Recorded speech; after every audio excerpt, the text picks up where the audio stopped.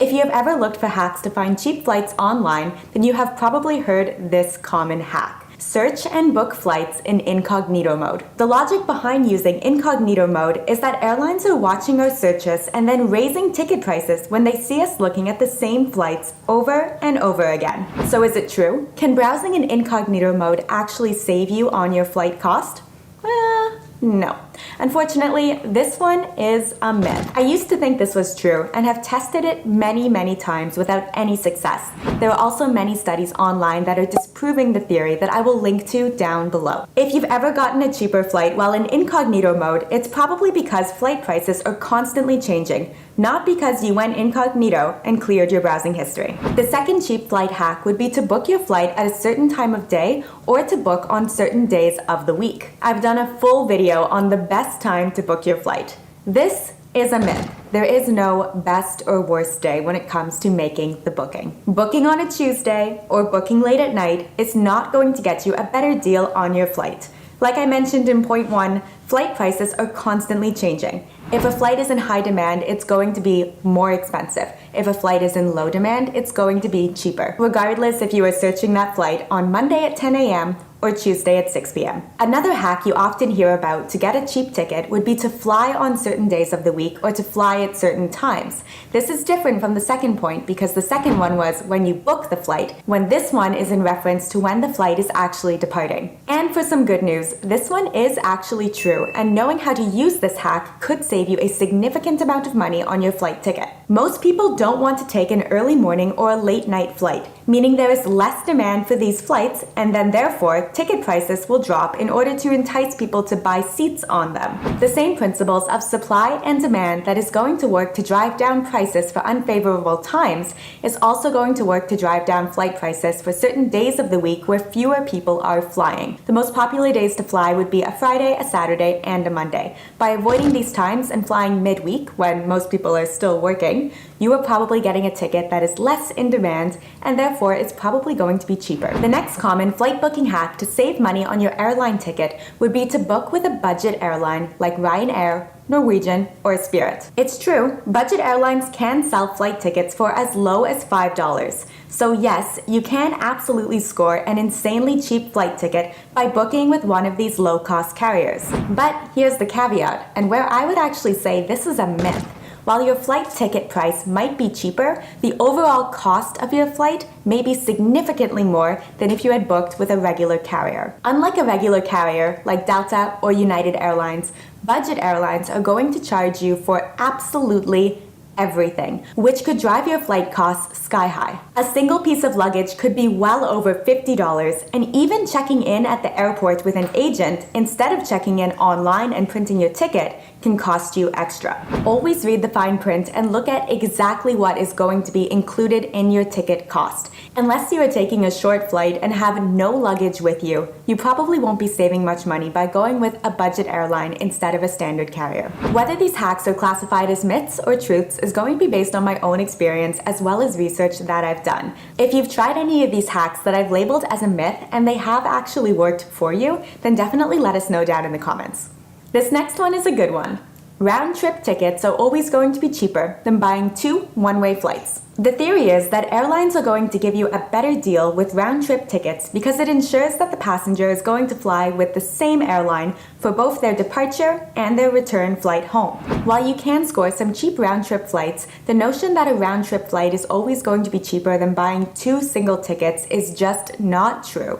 This one is a myth, especially when it comes to short domestic flights, which are often going to be the same price whether you book them as 2 one-way tickets or as a round trip. Booking 2 one-way tickets can often be cheaper because it gives you more flexibility in the airlines that you fly with. You could fly with one airline to your destination and then fly on a cheaper flight with a different airline back to your home city. So don't dismiss round-trip tickets. You can still get a great deal. But also don't dismiss one-way flights because you can also get a great deal. It just depends on your trip.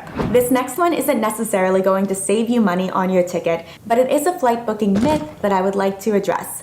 Non-refundable tickets are non-refundable. This is not true. Even if you purchase a non-refundable flight, if it is departing from or arriving or touching down at any point anywhere in the United States, you have a 24-hour period where you can cancel the flight free of charge. Just make sure that you've booked the flight directly with the airline, as third-party booking sites like Expedia or Flight Network do not have to honor this rule. And back to flight booking tips that are going to score you a cheap flight. Another popular tip would be to use a VPN to mask your location when you're searching and booking for flights. A VPN is a virtual private network that allows you to change your computer's IP address to make it seem like you are somewhere else in the world. The theory is that flight options and prices can be different depending on which country you're looking at them from. With a VPN, you can quickly compare rates from around the world by simply changing your virtual location. The theory goes that someone searching from a lower income country like India is going to see better flight prices than someone searching from a higher income country like the United States. So for example, if you're sitting in India looking at a flight from London to Paris, you may see it for a cheaper price than if you're sitting in the US looking at that exact same flight. With a VPN, you can quickly compare rates from around the world by simply changing your virtual location. In addition to changing your computer's location to make it look like you are searching for a flight from a lower income country, there is another way that a VPN could potentially score you a cheaper deal. Sometimes buying a domestic flight from within a country or region is cheaper than buying that same domestic flight from outside of the country. For example, you may get a better price on a flight between two European cities if you search for the flight with your location set to somewhere in Europe than if you searched for that same flight with your location set to somewhere outside of Europe. To determine whether using a VPN to change your virtual location can actually score you cheaper flights or not, I decided to test the theory out.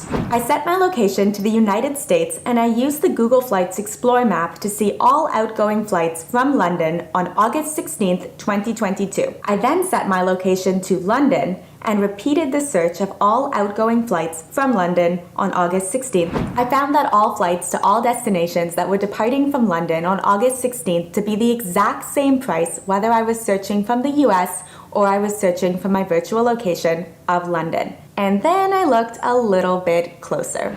The exact same flight from London to Kazan was $100 cheaper when I set my location to London.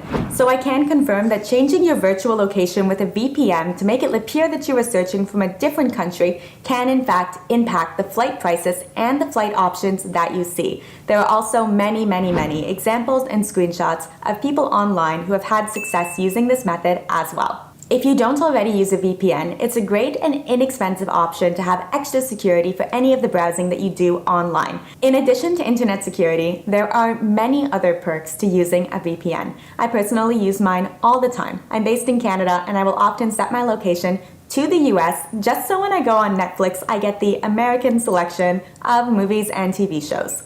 So much better than what we have in Canada. I'll leave a link down in the description to the VPN that I use and a special offer to get 3 months free. Are you surprised by any of the truths or the myths on this list? Do you perhaps disagree with me on any of them? Let us know down in the comments. I would love to hear from you. And of course, on your way down there, don't forget to hit the subscribe button, as I would love to see you back here for more travel tips and hacks next week. Safe travels, have a good one. Bye.